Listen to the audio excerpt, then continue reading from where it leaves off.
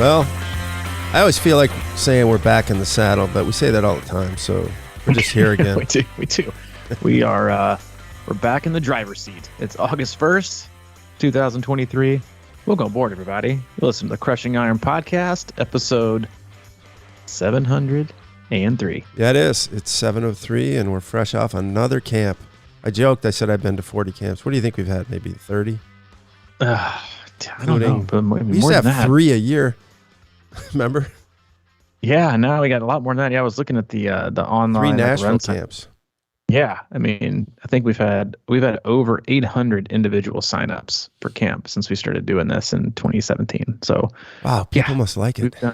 We've had a lot of camps, met a lot of people, and we did that this last weekend. We had our first ever training camp in Madison, Wisconsin. And if you're a longtime listener of the podcast, you also know that is one of our favorite cities. Period. That's obviously one of yours. You hold that close to your heart, and is definitely one of mine. So we were up there this last weekend with a little over 25 athletes from, and when I say across the country, I mean across the country. Florida, New York, Colorado, had some local, had some from everywhere else. Yeah, it was a lot. It was a lot of people, but it was fantastic. Beautiful weather, beautiful weekend, and it's always fun to do stuff on the course. So.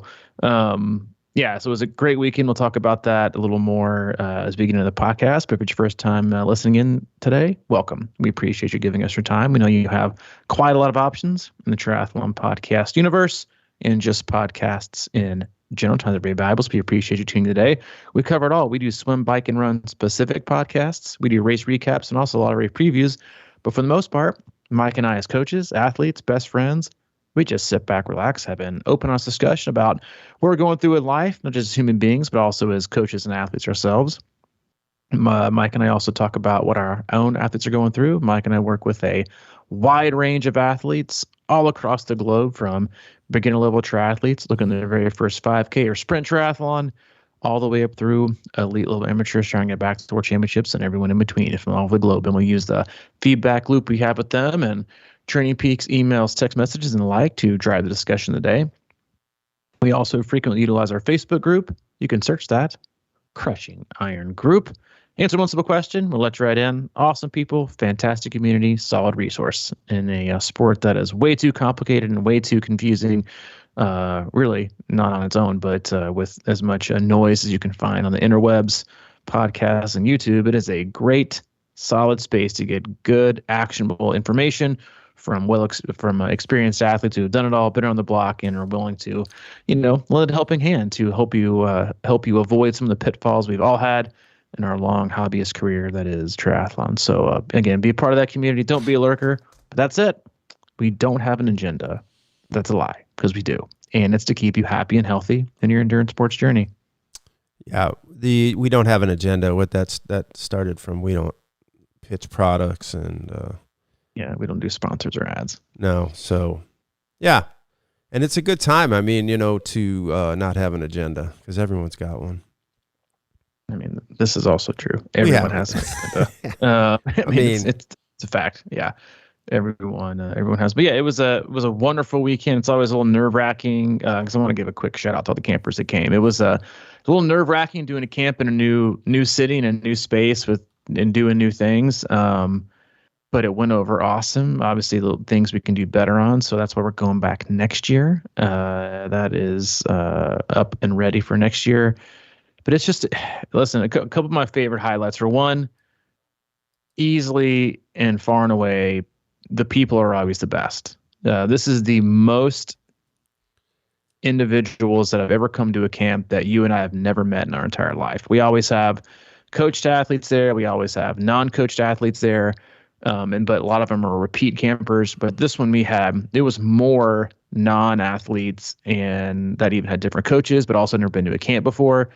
And they were awesome. It was a really, really great group. And I also thought it made for a very cohesive group. Everyone talked and got together, got to learn about each other. And as we'll kind of talk about today, obviously a lot of them are either doing Wisconsin 70.3 this year or the full, or thinking about doing it in the future. So, you've got, triathlon as a kind of a common thread among, how you kind of do your day-to-day life and your aspirations and goals and what you're trying to get out of the sport. But also to kind of have, a next level, familiarity with what the other person's doing and going through and preparing for, to do it on the course.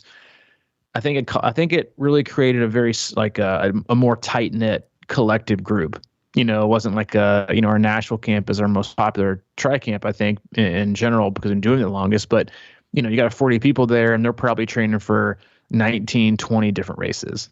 So you got different groups talking about different things. But this one, they were all talking about Wisconsin, all talking about the course, swimming on the course, biking on the course, running on the course. So it really was, I think, created a really cool, a cool vibe. So first off, thanks for all the great people that came in. Hope to see you all again next year. And then I thought it went over real well. And they always kind of leave, I leave tired, but I leave refreshed. Yeah, that's a really good point. I think everyone was so focused on the actual course, and there was a lot of camaraderie with that, and specific and idea sharing and thought sharing, because some people had done it many times and others haven't done it yet. And everywhere you went, every turn you made, somebody had, an experience almost. And there's a lot of sort of individual history with that sort of melted together and really came out to be something super positive, I believe. We had a lot of, cool people there, and there's nothing like getting out on that course to me, especially that bike course. Of course, we ran we didn't run the whole loop, but I think some people may have. But for the most part, we rode the whole loop and once or twice, and just a great experience. I mean, it was, perfect weather, of course, and that's how it's going to be in September. I hope so. You're sending out, I was going to say, we're sending out good vibes, because their local is obviously really, really, really tough. But yeah, it even got me excited, because we woke up, we went down straight to the water on Sunday morning, and it was cool. I was in a hoodie and shorts, which, as everyone knows, is my favorite place to be. And all we needed was a boombox playing. Let's get this party started. One of Ironman's favorite pre-race songs, and it would have felt just like race morning. Yeah. But it was beautiful. It was flat. It was awesome. So yeah, again, if you're looking for a camp next year just to meet like-minded people or experience the course, because you're interested in doing it next year or interested in it in the future, you can go to the website or email summer at c26operations@gmail.com to get a little early bit of an entry on that for next year. But, for the topic of the day, I mentioned it in my weekly email to the athletes. One of the biggest, I think, areas of feedback we got from the athletes that were there is because, obviously, a tremendous amount of them were doing the course, is that, when you, and this is true for all athletes, I think, in the month of August, because the only full that I know of on the North American calendar is Ironman Canada, and the rest of them kind of get stacked into September, October. September, you got Wisconsin,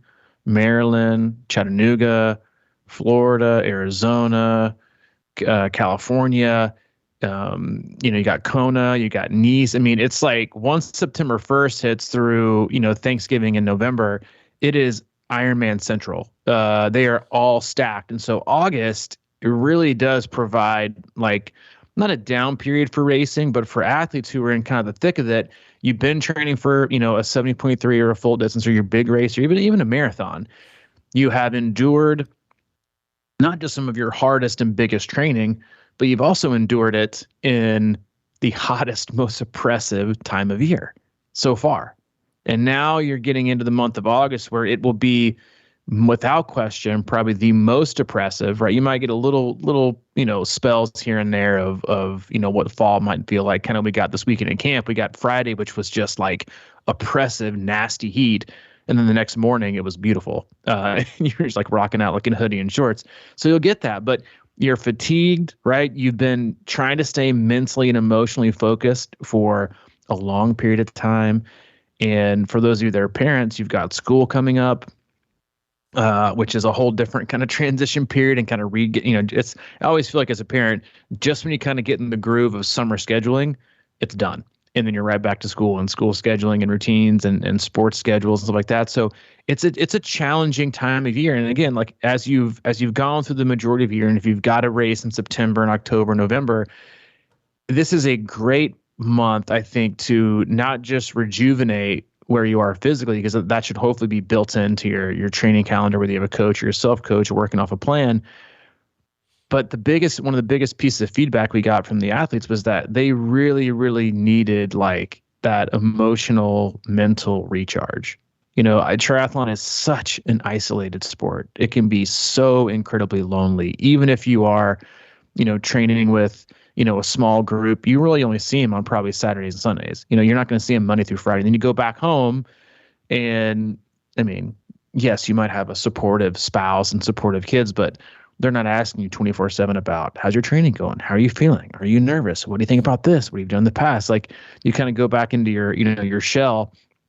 Whereas at camp, you come in and you have this like continual, I think, like rejuvenation of working through things, talking through things. And ultimately, we all like talking to like-minded individuals, going through the same things, having some of the same problems, maybe having a lot of the same fears, and you get to work through those together. And so I think, again, regardless of what race it is, we saw it firsthand this last weekend that doing things to rejuvenate yourself and kind of freshen up, your not just your level of commitment, but your level of focus and really just enjoyment of what you're doing, and be like, listen, I've only got 4, 5, 6, 7 weeks left.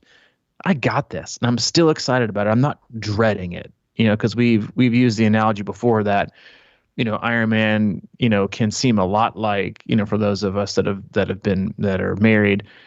By the time you get like a month or month and a half out to wedding day, you're like, can we just get this over with? There's just way too much stuff going on. You got this, you got that, you got parties, you got showers, you got, things to prepare for, registries. It's like, can we just do it already? And I found, and we've mentioned this again before, I think 90% of athletes get mentally or emotionally burnt out long before they get physically burnt out. And then that obviously leads to physical burnout. So I thought it'd be a great topic today. You agreed, because we saw it firsthand this weekend, that getting people excited, reminding people to have fun and why they're doing it, and surrounding yourself with really good people and a great support system is really one of the best ways you can, ensure your lead up to a race is as good as it's going to get. Yeah. And let me really break it down to sort of human existence. We all want to feel important. We all want to feel validated. And, like what we're doing is something of value. So, and a lot of times with triathletes, as you said, you get deep into this season and nobody in your work cares about it, or nobody at the family really cares, at least on this level. And it was just, I always make the observation, you and I pretty much live in the circle of triathlon. We're always talking about it, and we always have people to talk to it about. Mm-hmm. So it's nice. But I was just sort of observing. I'd kind of walk around, and even out running when I was running by because there was a couple other groups out there, local clubs and stuff. And I was kind of running next to somebody, and it's kind of like, oh yeah, I remember that day. The buoys were crazy. And, it's like you're just sort of talking about stuff that you think about all the time, but never really have an outlet for. So when you get around that many people that are all interested in what you're doing, it does give you that sort of self-validation, because it's really lonely out there sometimes on those long runs by yourself. And then you come home and you have these breakthroughs and you're all happy. And then either nobody's there to care, or somebody else is asking you to take out the garbage. You know what I mean? It's sort of like this, we have to find our tribes, and we've talked about that a lot before. And I think really, even I know that when you're riding out there with somebody, you got somebody around, and, you're always popping around, seeing somebody that's familiar face and that's kind of on the same journey as you. There's really a lot of power in that. And I know that when somebody is interested in what I'm doing, that really gives me a lot of boost. You know what I mean? It's sort of like, if nobody gives a shit about what your plan, it's kind of hard to keep pushing. But I mean, that's sort of what triathlon becomes sometimes, I feel like, is that in your heart that you're doing this for the right reasons. And there's a lot of, nothing's easy in the world. Nothing worth anything is easy. And we continually sort of push that envelope, and we don't always have somebody around that understands that. And I think that this time of year, I faced it. I mean, I usually do the September race, so I always know that it's like, oh shit, here we go. summer for me, even up here in my whole life, used to seem to even just not without triathlon get harder in August. You know, it's sort of like get super hot and you're just like over it. And, you know, that becomes easier and easier to sit inside and not really explore the outdoors. And so I can imagine, you know, how much tougher it gets when you do have triathlon on top of it. You got to kind of go out and face that every year, because August can be, you know, literally, I think that's where dog days of summer became a thing. Is it's like you get towards the end of the summer and it's not only do you not want to do anything, now you got to do some of your hardest training. So it really does help to have someone around you, someone that cares, you know, kind of make you feel, you know, like you're doing the right thing, because it's so easy to question. It always is, you know, especially when you're out there and you're kind of dragging and hurting and you're trying to get up and you still got, and like you said, man, it's like, get this thing over with, but there's still work to be done. Have you ever gotten off one of our 702 previous podcasts and felt worse? No, for sure. Me either. No. And I think like that's another good example of, you know, connecting and talking about things, talking through things that we feel are similar, and understanding that we're not alone in what we do, and, you know, we have similarities, and that's, you know, that's such a huge piece of camp, right? And we've always been, you know, even before we started doing these course, you know, race specific camps and locations, is familiarity is irreplaceable. You can upload, you know, the Wisconsin course on full gas, or you can ride it virtually on a CompuTrainer, and you can think you've done it and you can drive it, but there is no replacement for doing it, for knowing the scenery. And that was another huge piece of feedback we got from athletes. Is, man, I feel so much better having done it and seen the city and seen the course and been in the water and the same water I'm going to swim in and on the same course.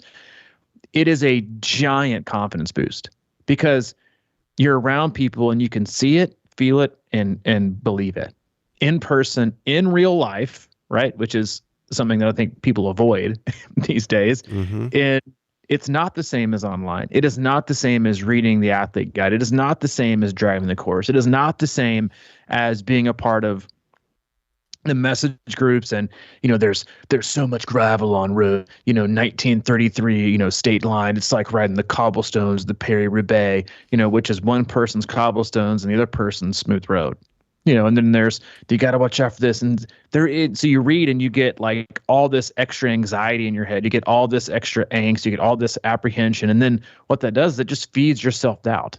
It feeds, I don't want to do this. It doesn't sound fun anymore, which is, again, why I despise so many of these Facebook groups, because all it does is feed people's anxiety and feed people's lack of confidence. Yeah. And then it also, instead of making them more prepared, it causes them to be less prepared, because they really don't want to face a fear until race day, right? I don't want to face a fear until race. Because then what if I lose?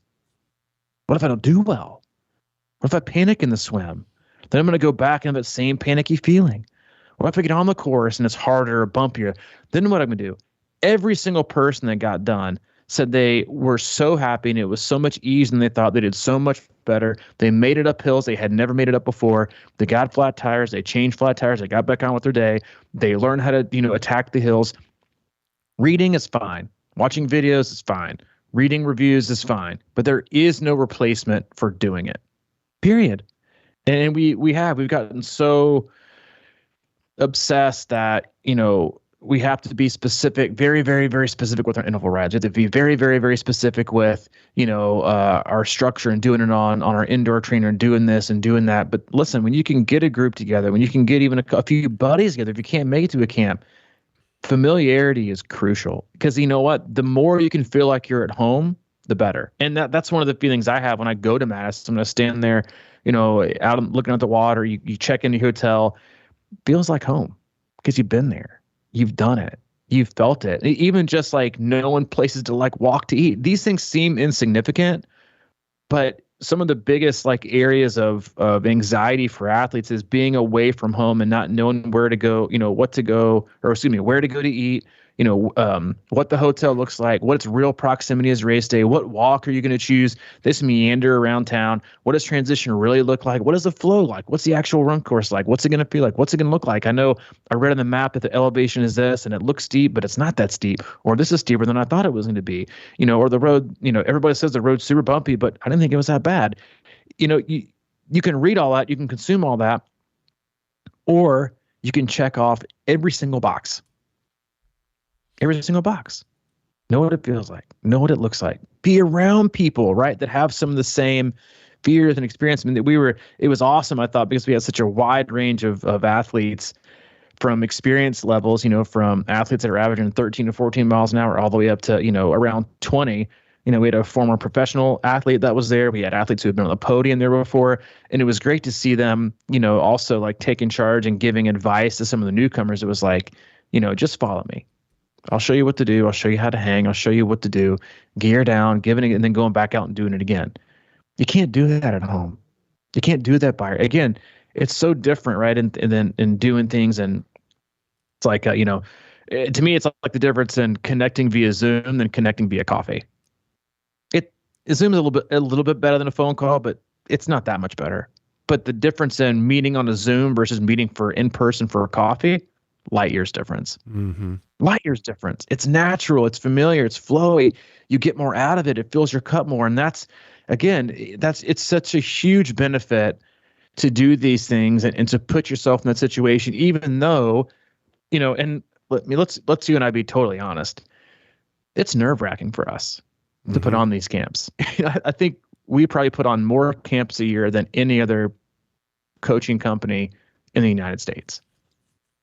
And it's nerve-wracking that you having all these people to look after. It's nerve-wracking worrying if something is going to, go wrong. It's nerve-wracking to worry about experiences, and they're going to go well, but they go well. And the point is that I know you and I both feel this, even though it makes us a little bit nervous, me specifically, is providing these opportunities is more important than ever, because everyone else is creating opportunities to do it by yourself, to do it inside. Now, there was a couple of the groups out there, like you saw, which I loved seeing, was there was a bunch of other groups doing a training camp or going out for a pre-course ride. But listen, there is no substitute in human interaction, human connection.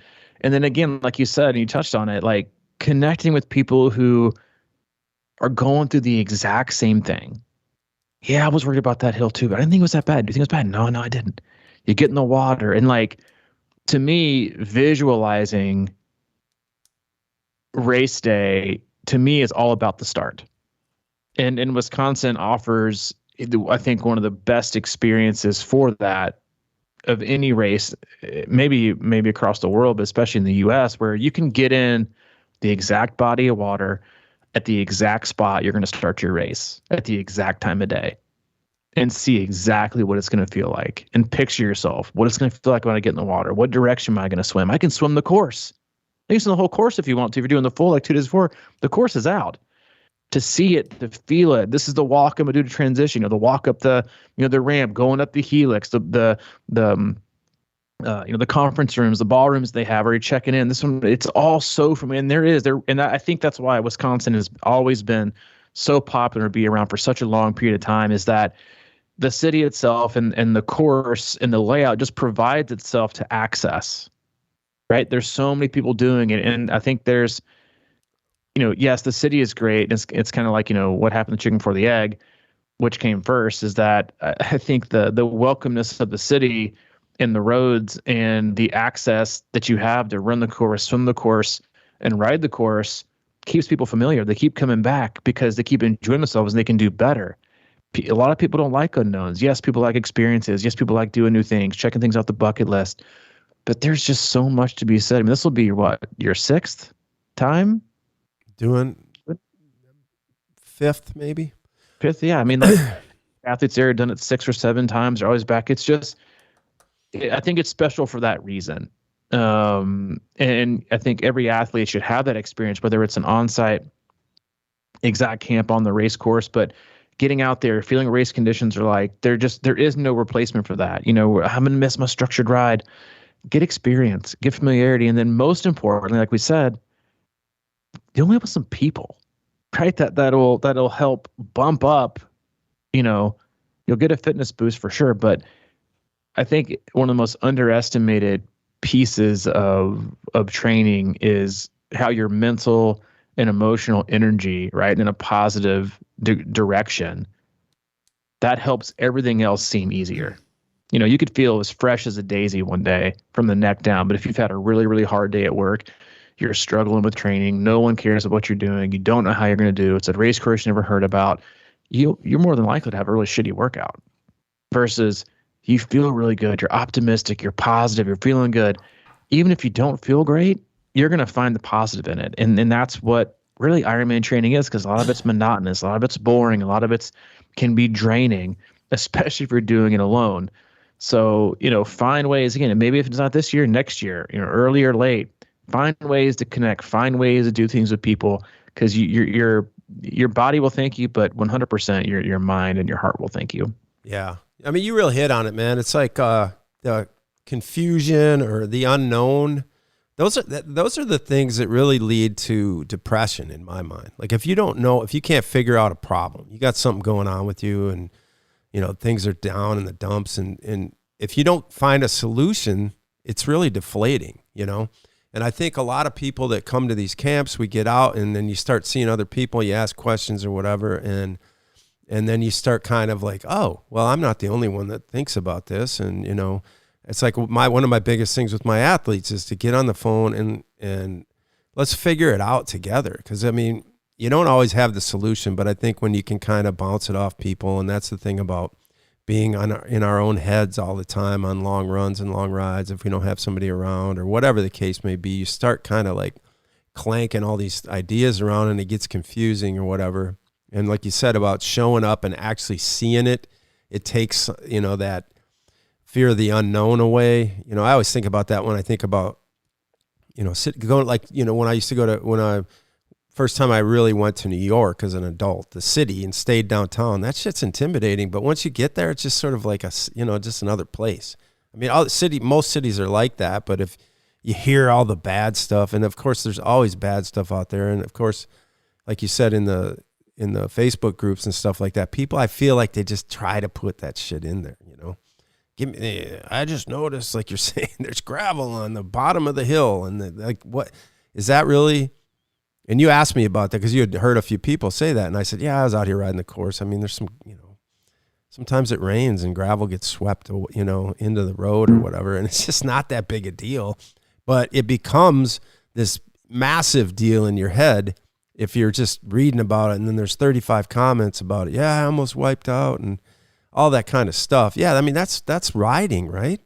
I mean, other than the Trace and maybe a few other places, who has perfect conditions on their rides? No, and I think Wisconsin, you have to kind of give a realistic preview. It is a little hardy, the course, but it's not as bad, especially if you ride it a bunch of times. I put a GoPro on my head and rode I got about an hour of footage, and watching the GoPro, it kind of looks really bad. The road is, because they always have to patch up here, and a lot of these are side roads, but I think for the most part they're pretty good. They're not bad at all. It's not like totally jarring all the time, except for Timber Lane, where there's and it's not dangerous. It's just that kind of repetitive bump up kind of thing, and it gets to you after a while, especially when you're 90 miles into a ride. But yeah, so I think show up and get there and experience it. I think our heads and our minds can take us into weird places of fear and depression if we just, it's all about experience it with, that's sort of that whole Zen thing, is like, just the only thing we have is what we have, right? We can't get caught up in illusion of things that are out there that haven't happened, that we haven't experienced. It's life is experiencing them. And I always say that, we are what we experience in life, or what we expose ourselves to. And that's how you grow, and that's how you get more confident, and all these types of things, So in general, I thought it was a great, one of the, the Wisconsin run course is not, I wouldn't call it challenging at all. It's fair. But there's one section with 3 hills on it, right? That's the only section of the loop. And I just had it. I went up there and we ran it in order. And then I was like, that felt pretty good. And I just turned around and started running it back and forth. And you know what that did? It just took the edge off it for me. It always seems so, because you hit it at mile 5 or 6, and then on the second loop around mile, whatever, 18, 19 or something. And it can seem really intimidating and daunting, any kind of little hill like that. But I just kept running it over and over, and it just takes the edge off. Any kind of thing you do multiple times. That's traditionally how I like to train. And we used to do it all the time. It's like, what's the toughest thing to do here? And we'd always go that way, just to, get the experience with it and sort of take the fear away and give you the more confidence. It's easy to take the easy route, but if you make things harder, or you make, you explore in such a way that it creates a new experience that is going to give you confidence, that's the way to do things. I think one of the most, an area to focus on, again, from the chin up, is do things that ignite your positive thoughts, and do things that will extinguish your negative thoughts. And going back to the gravel comment, because we knew going in on the route there was loose gravel on the road. And I made a strategic decision to simply not mention it. In the pre-ride, to not mention it, period. Don't mention the gravel, because what happens most oftentimes in life is one of my favorite quotes that my sponsor a long time ago told me was, "Don't live in a problem that doesn't exist." Yep. And to me, the trade-off in creating angst, creating anxiety, creating apprehension, creating doubt, creating fear, just to tell somebody about a little bit of a gravel spot, that wasn't worth it. Get to it and go through it, because I guarantee you the amount, because going into it, if you're terribly fearful of it, you're more than likely going to crash. That's just a fact. The more fearful and tense and apprehensive you are about, especially riding a bike, the more likely you are to crash. You'd be on your brakes, you'd be gripping it like you're trying to rip off the handlebars, versus it coming up on you and just dealing with it as your natural reflexes. So I didn't mention it. And if you went down on it, zero. Like, yeah, but that bad. But if you had told them beforehand, they would have had miles and miles and miles and miles, or days, if we talked about the first day, to create this horrific experience that it was going to be. There's no reason to do that. And I agree with you. I think 80% of the reason these Facebook pages are created is so other people can have people share in their fear and anxiety about a race. I'm super anxious for, I'm gonna put this out there because I want other people to feel the same way I feel. Yeah. So let me tell you what I saw and I felt today. That's just, I don't see the point, right? But that's again, like that's the nature of marketing and Facebook and social media is that's a huge piece of it. And so I think one of the main things about getting out there and experiencing things and just focusing on yourself and what's going on, because it's also very much like race day, and the water is another huge piece. That is a huge barrier to success for people. They think about, well, not all year, but for months and months and months, I really hope I don't, having a panic attack. And they work themselves up about having a panic attack. So what are they most likely going to do? Have a panic attack, right? Yeah. Because that's all they think about. And then they get there and race morning, they get out there, and a lot of people will skip a practice swim, in my opinion, just because they're worried they're going to have a bad experience. Yeah, I'm talking to yours truly, right? Yeah, now, well, right? That's where you get it out of your system. Exactly. That's where you get it out of your system, right? You do it. 'Cause I remember last year, I think we were still in the water, and I looked over at you. I was like, "How was it?" And you were like, I don't know, man. I was like, I don't know how this is going to go. You had probably one of your roughest pre-race swims ever. And Yeah. it's until then the point then is like, well, how can I overcome that? What can I do differently? How do I need to think about this race instead of just, ripping the Band-Aid off when the gun goes off? That's not a recipe for success. That's just not. Knowing the turns. And yeah, like if the best you can do is drive the course, but getting in the water, doing a pre-swim, being familiar, putting yourself in the exact scenario you're gonna be in on race day, it's irreplaceable.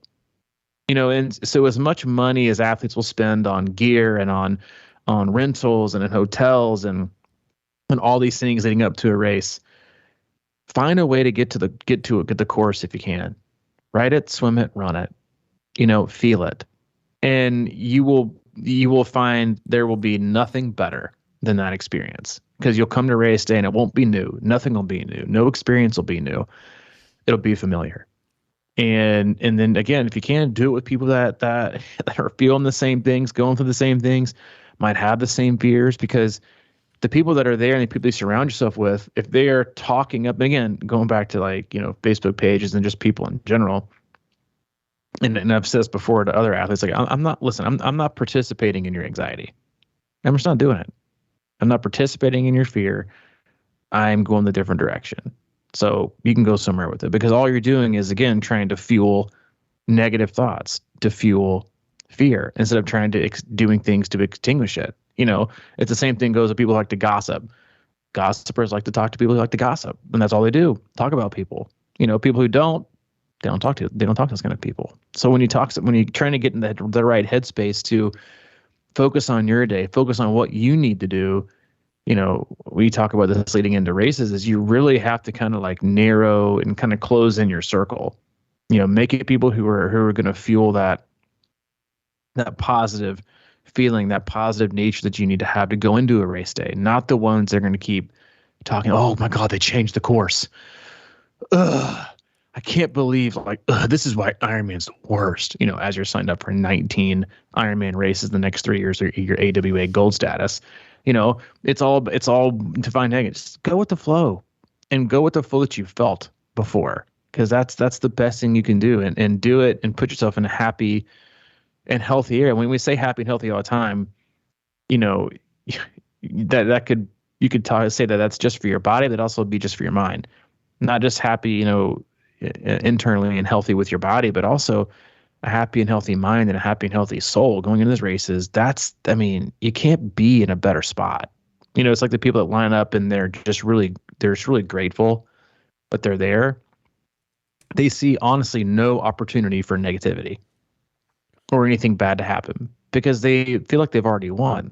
They're already grateful. They're already optimistic. They're already just genuinely happy that they even made it to the start line. And then you have athletes who you can see it in their eyes, walking out of race starts and looking around at people and looking how they're conducting themselves, without talking, and what they're saying or what they're not saying. And their overall vibe is they have this, like, they're ready to explode at the first sign of a technical difficulty or an obstacle or a mishap or something unpredictable, right? Somebody, I don't know who it was, but someone kicked me in the shoulder in the first 200 meters. And from then on, it was just downhill. If those little things cause you to go downhill, then it's because you're on a 10% grade in park with, in a tanker truck, and all you did was put it in neutral. The only place for you to go is downhill. You put yourself in that spot mentally, looking for it. And I think it also, it's kind of one of those like self-affirming, self-fulfilling prophecies is, your mind usually takes you where you're going to end up. And it oftentimes brings your body along for the ride. And so when you think about going into race day and you think about doing things to loosen up, you think about challenging yourself, do it in ways that you feel are going to build yourself up and energize yourself and make you happy and continue to allow yourself to continue to be healthy. And will put you in that spot to roll into town, to be excited, to be, it's okay to be nervous. It's okay to be anxious to get rolling, anxious to get started, not anxious for what will happen. be excited about it. And again, there's a whole slew of things you can do to prepare yourself to do that, and very few of them, start in with doing it alone, doing it in your basement, and doing it, not in real world conditions. Mm. Yeah, I mean, there's a lot of power in anxiety if you know how to funnel it the right way. It's energy that's wanting to get out, and if you can channel it in a positive, relaxed way, that'll be good. I mean, you brought up the swim, and I just, the thing was, swim anxiety has been a big deal with me, and I think a lot of people that got to experience exactly like you said, walking down that slippery ramp and getting in the water that's going to be the swim, and swim in the exact same direction. I think our course was a little bit under half of what the actual loop was going to be, but same exact, go out, turn, come back, face this. You can see what you're looking at. And, last year I swam really hard leading into it. And I think what happened with me is I broke my own rule, which was when you get in a wetsuit and it's, you haven't been in it much, and then you feel really good, and then you start swimming too hard. That's what I did. We went out for a practice swim. I guess it was probably 600 to 800 or something like that. And I just swam too hard. So I started getting that kind of feeling, that's what screwed me up. And so I think that's so important to get warmed up before you practice swim and go out as slow as humanly possible, which is exactly what I did the next day in the race. And after about 300 or 400 yards, I settled in and I was like, okay, I worked for this, I'm in shape for this, and I felt good. And I just kind of cruised the rest of the day, and it was a good swim, one of my better swims. So, it's one of those things. I love the idea of I'm not participating in your anxiety, because that can happen, man. And I think that not only from other people, but you almost have to say that to yourself sometimes. Mm-hmm.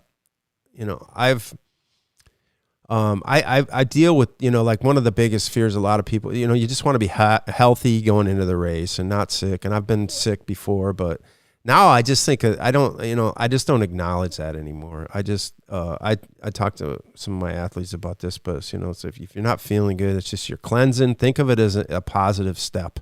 Don't feel like it's going to wear you down, but just treat yourself right and get rid of it. And, just like, go into it is such a subtle thing about shifting anxiety into like excitement.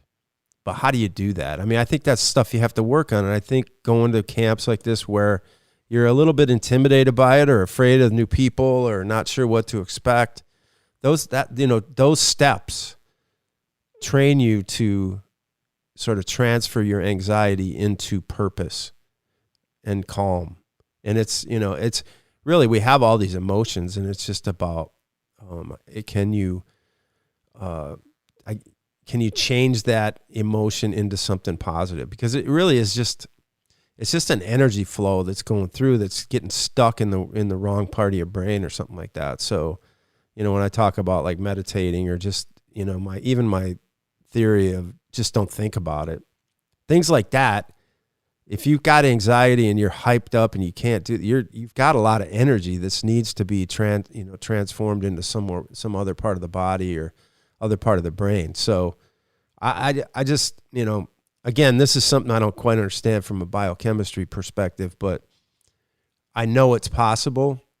And it's sort of that, when you see like athletes just get in the zone on game day, I'm sure they're not completely, I'm sure that, they've just figured out how to transfer their energy into calmness. And there's such power in that.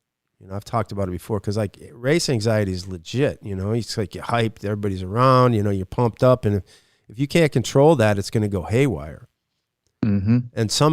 And I don't know, I don't know if it happened like from anything I did, but going back to my first race that morning, I told you, man, I was just like so jacked. I couldn't sleep. I was tossing and turning. But the minute I got to the race start, I was 100% calm. And I don't know what it was. And I call it the walking the plank effect. It's like there's no turning back. So there's no sense in even thinking about anything else. Just get focused on what you got to do and go through it. And to do that, you have to put yourself in those situations repeatedly, not totally avoid it. It's going back to the swim. There's an athlete that I work with that was also at camp, and in between sessions and before that, they had the open water swim, and they're like, I have an irrational, totally panicky fear of weeds. Like, what it feels like in the water. Like, because there's weeds on the Wisconsin swim course. Just like, there's growth, and sometimes for whatever reason that bothers people. It doesn't bother me. It's just, it's vegetation. But it like makes you feel kind of like, so I guess some people, it just makes you feel scary or fear, you have a phobia, whatever it is. They did it on Friday, and then as they were walking into the water, the water on Sunday, as the typical positive, fearful coach that I am, I said, "Hey, a lot of weeds today." A lot of weeds. A lot of weeds today. And they went out and had one of the better swims, and said lots of seaweed still, but anxiety was less. Mm-hmm. And it's got nothing to do with what I said. I mean, I kind of made them smile and joke and laugh about it, but it's again, I think a lot of times we obsess so much about, you talked about the walking the plank effect. If you stand too long, right, on the deck staring at the plank, you're never going to get on it. What's it going to be like? What's going to happen? What this will happen. This will happen. This will happen. Then you're never gonna walk it. You're never gonna take the leap. Versus just getting in, doing it, because it allows you to manifest all these additional negative thoughts. All it does is propel you towards a worse performance, versus just walking the plank and doing it. It's kind of like getting in the swim. Getting in the pool is the hardest part, especially like in the wintertime. The last thing you want to do is jump in the pool. But the longer you sit there, guess what? The colder it's going to be. Whether that's real life or not, it's going to be colder, because all you've done is built up how cold it is going to be. Temperature is not going to change, but you change. And it's just how it is. Like you're cliff diving, and you just sit there and you obsess about how it's going to be and how it's going to be and how it's going to be. It's going to keep looking farther and farther and farther. Same thing when you're like looking at a course map and you're not doing it. It's going to look steeper and steeper. The roads are going to look rougher and rougher. But instead you go and do it, never as bad. Never as bad. So you can go and do a race with all this built up, self-inflicted, really, anxiety and doubt and apprehension about a course.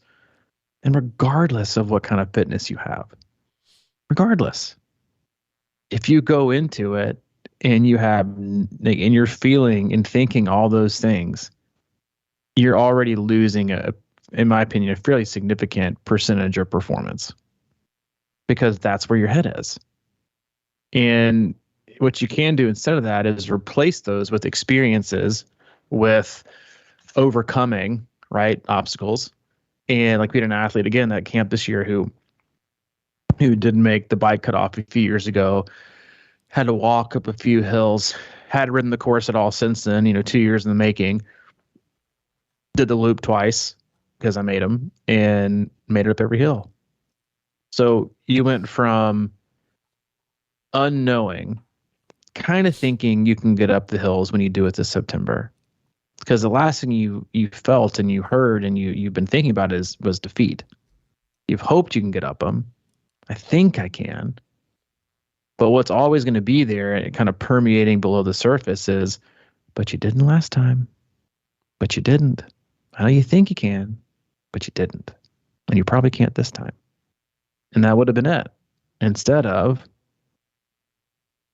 I did it. I know I can do it. And that difference in confidence is, you want to talk about a free performance boost? That is it. I mean, going from creating a positive experience and a positive mindset and throwing fuel on the positive nature, positivity, and then extinguishing the negativity. That's it. And we get so, I think, caught up in avoiding things where we're kind of afraid about what we're going to find out. So we kind of live on that, I think, fake bravado that, again, is oftentimes social media, crushing it, owning it, countdown. And inside, you're absolutely a panicked ball of a wreck. And you're trying to convince yourself you're ready, but you don't know. There's too many unknowns, versus just quietly going about your work, eliminating as many unknowns as possible. Like that is there's no replacement for it. And I think everyone has that opportunity or can create that opportunity. We just choose other opportunities or other ways or other avenues to do it. So because a lot of people, I really believe they just don't want to know. Mm-hmm. They don't really know what it's like because it might scare them. But avoidance just makes it scarier because then you keep working it up and working yourself up about how hard it's going to be and how hard it's going to be. And you're having a bad day and all of a sudden you open up Facebook and it's like, oh, couldn't make it up so-and-so. Got to change my cassette. And the next thing you're emailing your coach. Think I should change my cassette? Mm. You're like, why? I don't know. Somebody on the Facebook page, they said they couldn't get uphill. I have no idea what they look like. I don't know how tall they are. I don't know what kind of power they have. I don't know how much they weigh. I don't know if they got a road bike or a tri bike. I don't know what they got right now, but maybe I should change it. And then it's just like, how can we spiral down? And it's kind of like, you filled up your bathtub the entire way, then you pull the drain out. That's what it looks like. It's like, how can we go down this rabbit hole of creating more, anxiety and things to change? The closer you are to race day and the more you're changing, the less likely you are to have a good day, because you're reaching, you're looking, you're grasping at straws. Don't grasp for straws. Prepare extensively, check things off, create less unknowns, and pour fire on positivity. And you will be so much better off, not just on your big races, but also your small races. Mm-hmm. Yeah.